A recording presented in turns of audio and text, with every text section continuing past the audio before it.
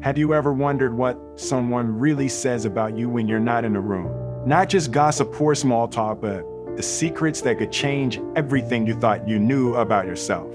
There's a hidden side to some people, especially narcissists, that almost no one sees. They don't just talk about you, they shape your reality behind your back.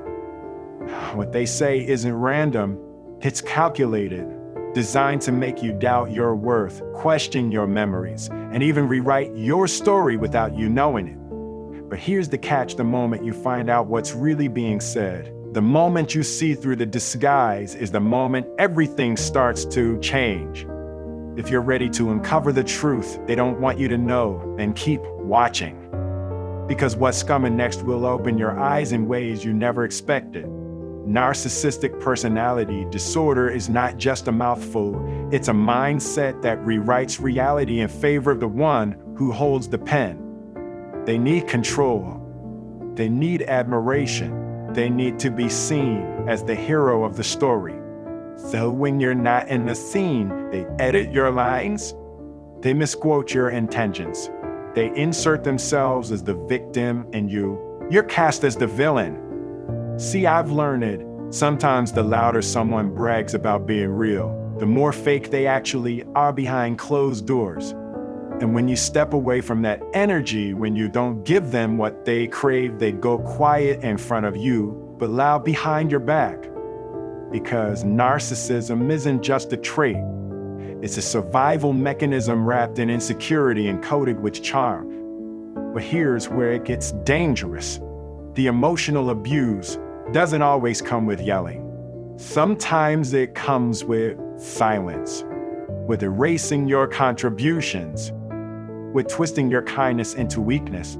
And they'll do it so subtly, you'll second guess your own memory. Now, why do they do that? Because your growth threatens their illusion of superiority. Your peace disturbs their chaos. You outgrew and now they're uncomfortable not with you, but with their own lack of evolution. You became a mirror they don't want to look into. And the worst part is they don't just try to control the way you feel about them. They try to control the way others see you too. But here's the truth I need you to hold on to, and this is something it took me years to learn. You are not obligated to shrink so someone else can feel tall. You are not responsible for the lies told about you when you were no longer present to defend the truth. Let's say that again. You are not responsible for their narrative. Now, if you've ever wondered what they're saying, when you're not there, if you've lost sleep replaying conversations or analyzing that tone, I've got something coming up in this video that will shift your perspective in a powerful way. Because this ain't just about spotting narcissism. This is about breaking free from emotional abuse. It's about building a growth mindset that makes manipulation irrelevant. It's about reclaiming your power. You stay with me through this, and you're not just gonna hear the truth. You're gonna feel it. Let's break it down. A narcissist doesn't just want attention. Nah, they need it like oxygen. Not just from you, from everyone in the room. But here's the tricky part. They don't want to earn that admiration. They want to extract it. They want to feed on your approval like it's their entitlement. And the moment you stop giving it to them, that's when the mask slips. You ever notice how someone can be the sweetest person in public, kind of like a Hallmark movie in human form? The minute you don't play their game, the energy shifts. That charm gets weaponized. Suddenly you're too sensitive or overreacting. Let me tell you what that is. That's emotional manipulation in disguise. Narcissists build narratives like magicians pull off tricks. They distract you with one hand while the other hand hides what's really going on. They'll smile at you while planting seeds of doubt about you in someone else's ear. Why? Because in their mind, people aren't people. People are pawns. They want to own the room. But if they can tone you, they'll try to discredit you. Now, I've been there, in the spotlight, in the silence. I've seen how quickly people rewrite stories to protect their ego. I've seen the way an narcissist flips the script and starts acting like you hurt them, when all you did was protect your peace. Let's talk about that silence they use. They don't just ghost you, they ghost reality. You ask a question, they'll deflect. You'll try to connect, they'll withdraw. But later they're telling mutual friends how crazy you've been acting. And the worst part, they do it with a straight face, like it's concern. I'm just worried about them. Translation, let me control the way people see them before the truth gets out. See, one of the most damaging tactics of emotional abuse is covert reputation sabotage. It's subtle, it's quiet. It's like a slow leak in your tire. You don't notice it until your momentum's gone. That's why this is not just about calling out the narcissists. It's about calling yourself up. Because healing starts when you stop arguing with people committed to misunderstanding you. When you realize your worth isn't a debate. When you understand that being misunderstood by someone who chooses to misinterpret you, that's not your failure. That's their projection. And if you've been stuck in that cycle, the gaslighting, the guilt trips, the backhanded compliments, then this is your turning point. You need to know the difference between feedback and emotional warfare. Because feedback wants growth, but emotional warfare wants compliance. And listen, an narcissist doesn't want to love you. They want to possess you. That's why when you try to grow spiritually, mentally, emotionally, they'll mock it. They'll say things like, oh, so now you think you're better than everyone. You're acting different lately. Who even are you anymore?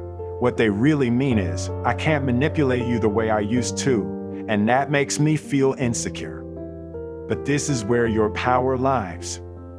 When you stop explaining yourself to people committed to distorting your words. When you stop accepting guilt for choosing peace over chaos. When you start walking in your truth, even if that means walking away from their storyline. Because there's a piece that hits different when you stop entertaining the characters in someone else's delusion. And I'll be real with you, not everyone can handle your healing. Not everyone benefits from your evolution. A narcissist would rather smear you than release you. Why? Because if they let you go, they lose the character they created. Scapegoat. The ungrateful one. But you're not a character in someone else's drama. You're the author of your own growth.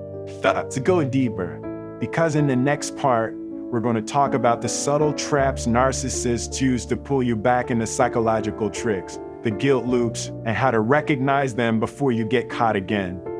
Stay locked in, because this knowledge is not just protection, it's transformation.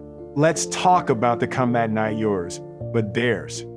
Because when an narcissist feels you slipping away, they don't let go. Oh no, they circle back, like clockwork, like a late night text that hits different but carries the same poison. They'll show up charming, apologetic, even self-aware.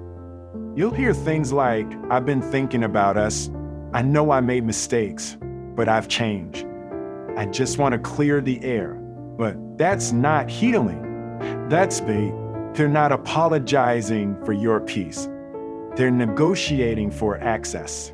And the moment you let them back in, that same mold cycle kicks off like a rear and you've already cried through.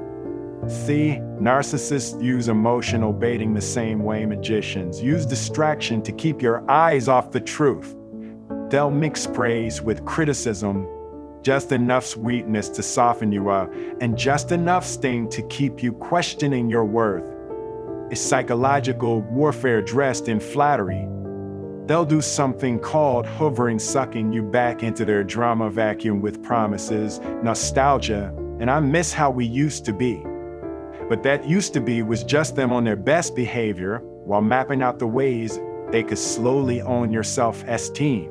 And let's not ignore the guilt trap. You set a boundary, they say you're selfish.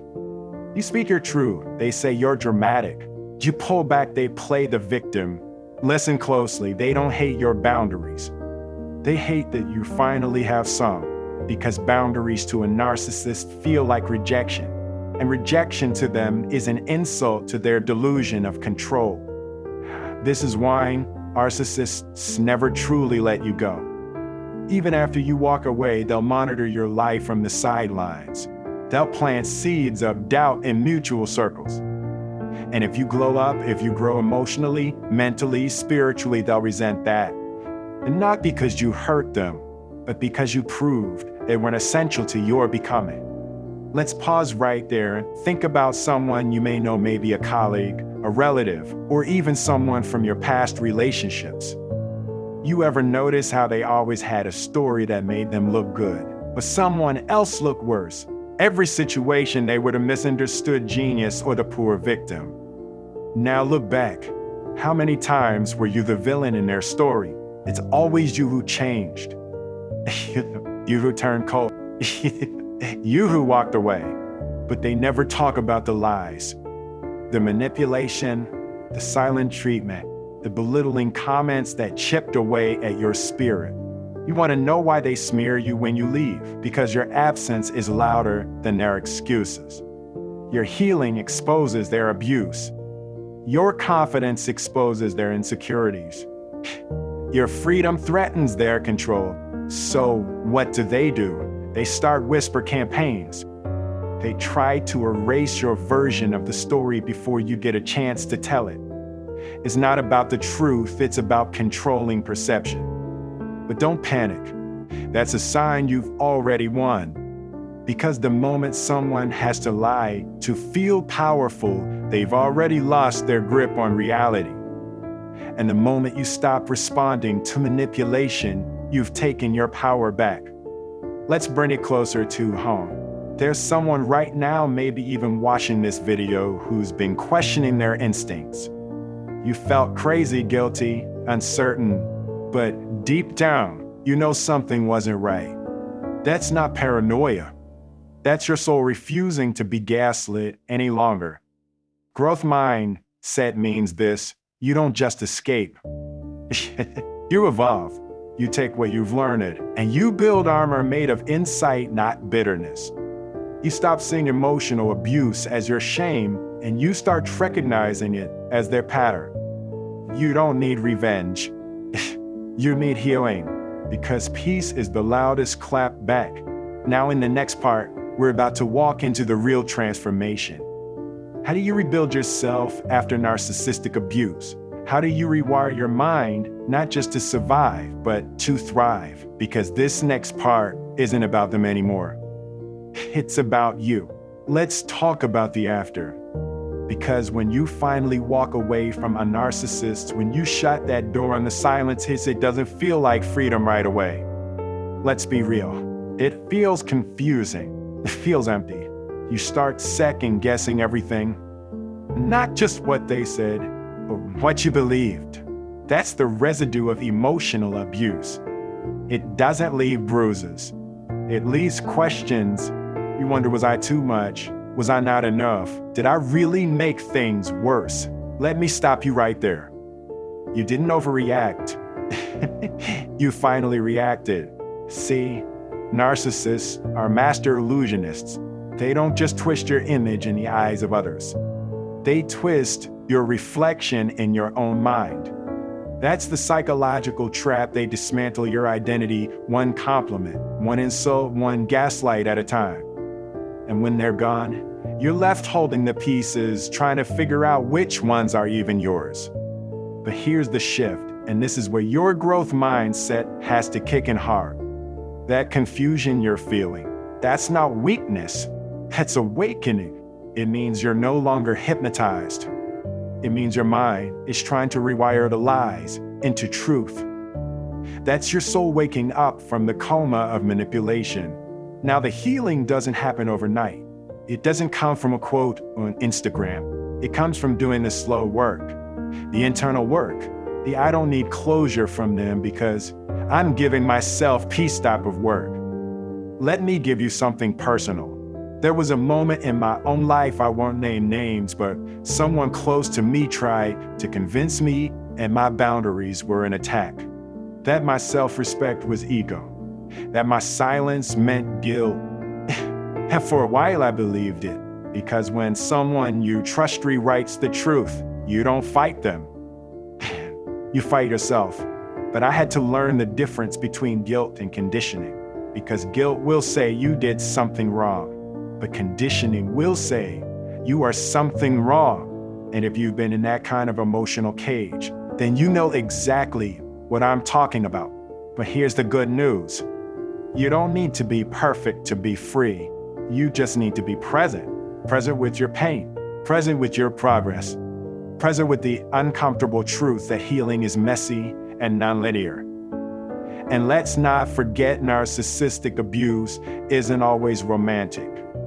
It can be a friend, a boss, a parent, anyone who uses love as leverage, anyone who conditions you to believe that their approval is something you have to earn instead of something that should be given freely.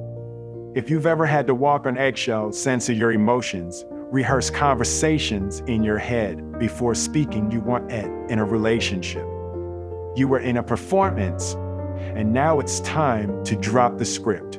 This is the moment you take the pen back. This is where your story starts sounding like you again, not the echo of their criticisms, not the leftover fear in your nervous system. That's you. Real, honest, messy, brilliant you. Here's something practical. Start small. Speak your truth even when your voice shakes. Set a boundary even if it disappoints someone. Give yourself credit even if no one claps, because self-respect is built like muscle. It grows through repetition, through failure, through moments of doubt followed by moments of deciding anyway. And don't rush the process. Growth is not about racing some polished version of yourself. It's about rebuilding your foundation so that no one, and I mean no one, can knock you over with guilt ever again. Now listen, it's okay if some days you miss the narcissists. It's okay if some days the silence feels louder and the chaos did. That doesn't mean you're broken. That means you're healing. You're detoxing from emotional addiction. You're rewiring your attachment to people who only loved you when you were useful. And that's a spiritual awakening, my friend. It's you finally stepping out of their shadow and realizing the sun was always on your side. You just had to turn and face it. In the next part, we're going even deeper.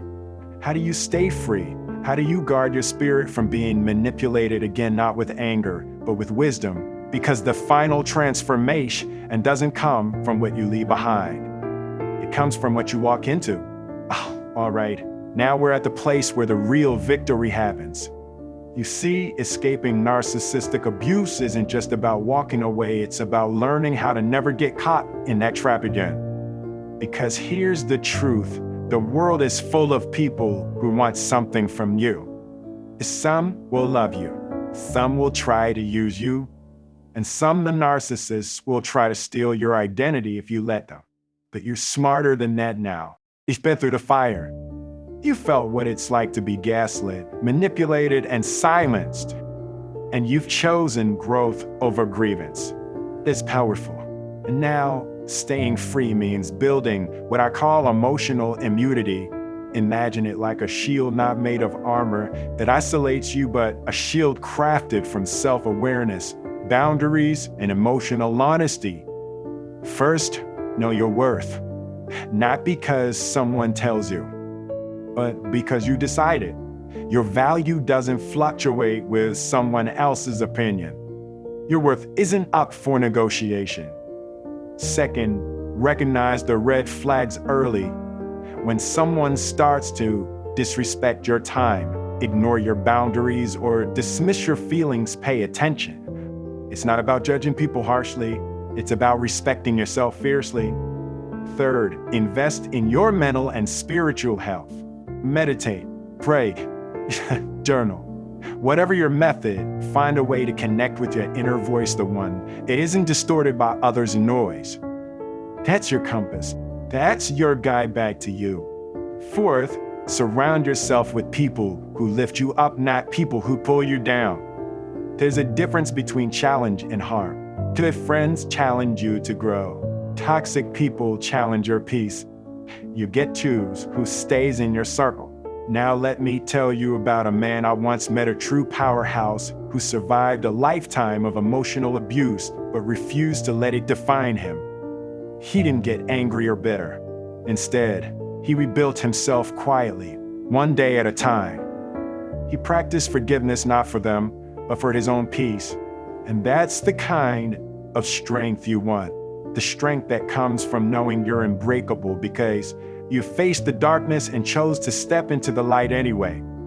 So if you're listening right now and you feel weighed down by the past, remember this: your story isn't over. Every step you take away from emotional abuse is a step toward your true freedom. You're not just surviving, you're thriving. And as you grow, you inspire others to do the same. That's why we do what we do here at Wisdom Recorder, your knowledge source. To remind you that your power isn't just in escaping toxicity. It's in embracing your growth, your truth, your unstoppable self. If this message hit home, do yourself a favor, hit like, subscribe, and share this with someone who needs to hear it. Because the more we spread this truth, the fewer people will suffer in silence. Keep your head high, keep your heart strong, and remember your peace is non-negotiable.